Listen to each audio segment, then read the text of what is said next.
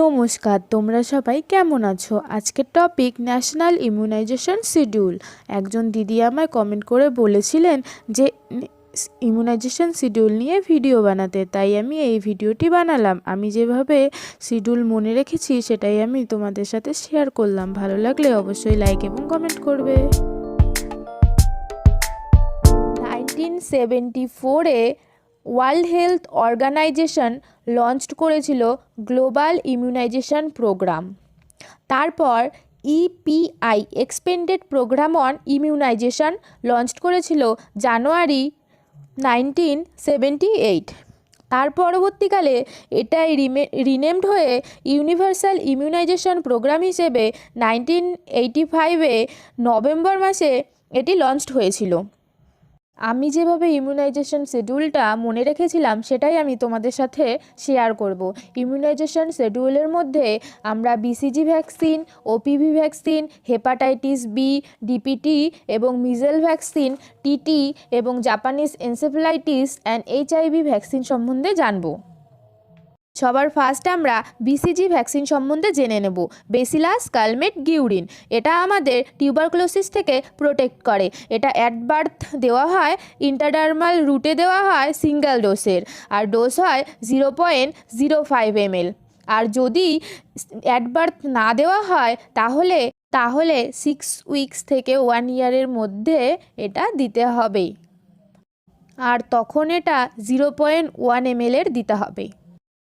Next হচ্ছে OPV, oral polio vaccine. এটা আমাদের প্রোটেক্ট করে পোলিও মাইলাইটিস থেকে।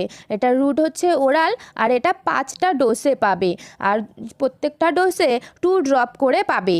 কখন ডোজগুলো পাবে? At birth for institutional delivery, এবং তারপরের যে 3টে ডোজ আছে সেটা একটা 6 উইকস, একটা 10 উইকস, একটা 14 উইকসে পাবে, এবং একটা বুস্টার ডোজ আছে যেটা 16 থেকে 24 মান্থের মধ্যে পাবে।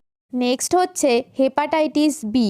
এটা আমাদের প্রোটেক্ট করে হেপাটাইটিস থেকে। এটার রুট হচ্ছে ইন্ট্রামাসকুলার, ডোজ পাবে 4টা, এবং প্রত্যেকটা ডোজ 0.5 ml করে হবে।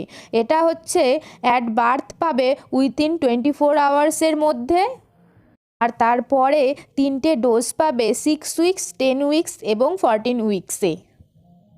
এই 3টে ভ্যাকসিন পড়ার পর আমাদের এটা মনে রাখতে হবে, অ্যাট বার্থ ডোজ আমরা এই 3টে ভ্যাকসিন দিয়ে থাকি, বিসিজি, ওপিভি এবং হেপাটাইটিস বি। এরপর আমরা ডিপিটি ভ্যাকসিন সম্বন্ধে পড়ব। ডিপথেরিয়া, পার্টুসিস অ্যান্ড টিটেনাস, এই 3টি। এটা আমাদের প্রোটেক্ট করে ডিপথেরিয়া, পার্টুসিস এবং টিটেনাস থেকে। এটার রুট হচ্ছে ইন্ট্রামাসকুলার, 0.5 ml করে প্রত্যেকটা ডোজে এটা পাবে। এটার টোটাল 5টি ডোজ হবে। 3টি ডোজ হচ্ছে 6 উইকস, 10 উইকস এবং 14 উইকসে, এবং 2টো বুস্টার ডোজ যেটা 16 এবং 24 মান্থ একটা পাবে, এবং 5 থেকে 6 ইয়ার্স এজে আরেকটা ডোজ পাবে। তারপর আমরা পড়ে নেব মিজেলস ভ্যাকসিন। এটা আমাদের প্রোটেক্ট করে মিজেলস থেকে। এটা 2টি ডোজ হয়। এটি সাবকিউটেনিয়াস রুটে পায়, 0.5 ml করে হয়। একটি ডোজ 9 থেকে 12 মান্থে পাবে, এবং দ্বিতীয় ডোজটি 16 থেকে 24 মান্থে পাবে।